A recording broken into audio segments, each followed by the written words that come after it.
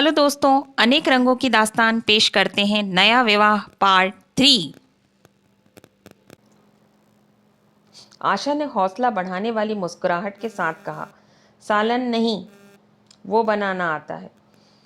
आजकल अभी कल ही नमक इतना तेज था कि खाया ना गया। मसाले में कचांधा आ रहा था।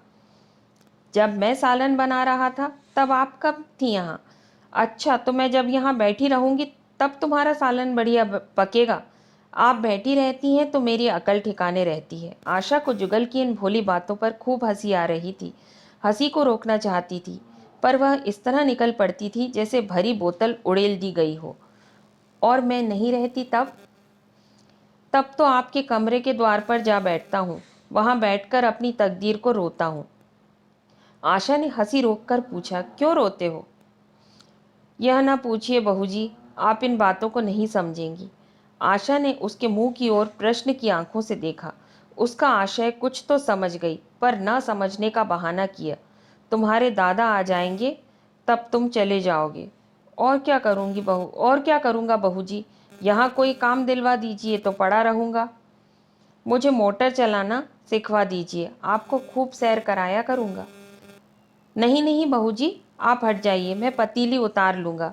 ऐसी अच्छी साड़ी है आपकी, कहीं कोई दाग पड़ जाए तो क्या हो। आशा पतीली उतार रही थी। जुगल ने उसके हाथ से संसी लेनी चाहिए। दूर रहो, फूहड़ तो तुम हो ही। कहीं पतीली पाँव पर गिरा ली तो महीनों झीकोगे। जुगल के मुख पर उदासी छा गई। आशा ने मुस्कुराकर पूछा, क्यों? मुंह क्यों लटक गया सरकार का? जुगल रुआंसा होकर बोला, आप मुझे डांट देती हैं बहू जी, तब मेरा दिल टूट जाता है। सरकार कितना ही घुड़के, मुझे बिल्कुल ही दुख नहीं होता। आपकी नज़र कड़ी देखकर मेरा खून सर्द हो जाता है। आशा ने दिलासा दिया, मैंने तुम्हें डांटा तो नहीं, केवल यही तो कहा कि कहीं पतीली तुम्हारे पाँव पर गिर पड़े तो क्या हो। हाथ ही तो है, आपका भी है, कहीं आपके हाथ से छूट पड़े तो। तभी लाला डंगामल ने रसोई के द्वार पर आकर कहा, आशा जरा यहाँ आना, देखो तुम्हारे लिए कितने सुंदर गमले लाया हूँ। तुम्हारे कमरे के सामने रखे जाएंगे। तुम यहाँ धुएं धाकड़ में क्यों हालाकान होती हो? इस लड़के से कह दो कि जल्दी महाराज को बुलाए, नहीं तो मैं कोई दूसरा आदमी रख लूंगा। महाराजों की कमी नहीं है, आखिर कब तक कोई रियायत करे। गधों को जरा भी तमीज नहीं आती। सुनता है जुगल, लिख दे आज अपने बाप को।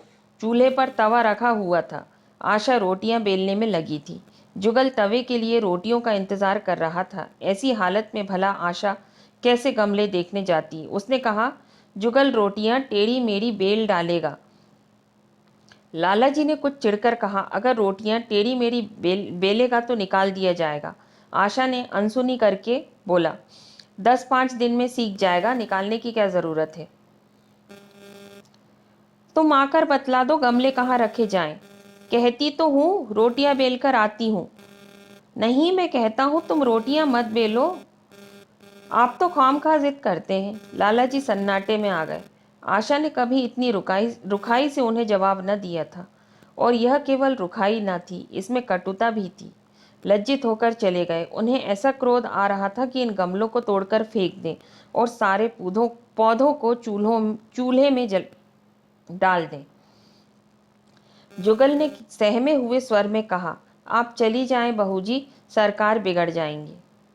बको मत, जल्दी जल्दी फुलके सेको, नहीं तो निकाल दिए जाओगे। और आज मुझसे रुपए लेकर अपने लिए कपड़े बनवा लो। भिकमंगों की सी सूरत बनाए घूमते हो। और बाल इतने क्यों बढ़ा रखे हैं? तुम्हें नाई भी नहीं जुड़ता? जुगल ने दूर की बात सोची। बोले, कपड़े बनवा लूं तो दादा को हिसाब से क्या दूंगा? अरे पागल, मैं हिसाब नहीं देने को कहती, मुझसे ले जाना। जुगल काहिलपन की हंसी हंसा। आप बनवाएंगी तो अच्छे कपड़े ले लूंगा। खद्दर के मलमल का कुर्ता, खद्दर की धोती, रेशमी चादर, अच्छा सा चप्पल। आशा ने मीठी मुस्कान से कहा, और अगर अपने दाम से बनवाने पड़े? तब कपड़े ही क्यों बनवाऊंगा। बड़े चालाक हो तुम। जुगल ने अपनी बुद्धिमत्ता का प्रदर्शन किया। आदमी अपने घर में सूखी रोटियां खाकर सो रहता है, लेकिन दावत में तो अच्छे अच्छे पकवान ही खाता है। यदि वहां भी रूखी रोटियां मिले तो वो दावत में जाए ही नहीं। यह सब मैं नहीं जानती। एक गाढ़े का कुर्ता बनवा लो और एक टोपी ले लो। हजामत के लिए 2 आने पैसे ऊपर से ले लो। जुगल ने मान करके कहा, रहने दीजिए, मैं नहीं लेता। अच्छे कपड़े पहनकर निकलूंगा तब तो आपकी याद आएगी। सड़ियल कपड़े पहनकर तो और जी जलेगा। तुम स्वार्थी हो, मुफ्त के कपड़े लोगे और साथ ही बढ़िया भी। जब यहाँ से जाने लगूं तब आप मुझे अपना एक चित्र दे दीजिएगा। मेरा चित्र लेकर क्या करोगे? अपनी कोठरी में लगाऊंगा और नित्य देखा करूंगा। बस वही साड़ी पहनकर खिंचवाना जो कल पहनी थी, और वही मोतियों की माला भी। मुझे नंगी नंगी सूरत अच्छी नहीं लगती। आपके पास तो बहुत गहने होंगे, आप क्यों नहीं पहनती? क्यों, तुम्हें गहने अच्छे लगते हैं? बहुत। लाला जी ने फिर आकर जले हुए मन से कहा, अभी तक तुम्हारी रोटियां नहीं पकी जुगल। अगर कल से तूने अपने आप अच्छी रोटियां न पकाई तो तुझे निकाल दूंगा। तो दोस्तों, अगर आपको हमारी कहानी पसंद आई हो तो इस वीडियो को लाइक करें, शेयर करें और हमारे चैनल को सब्सक्राइब करें। ऐसी इंटरेस्टिंग स्टोरीज़ के लिए हमारे चैनल पर बने रहें और प्लीज़ अपना सपोर्ट बनाए रखें। Stay tune. Thank you.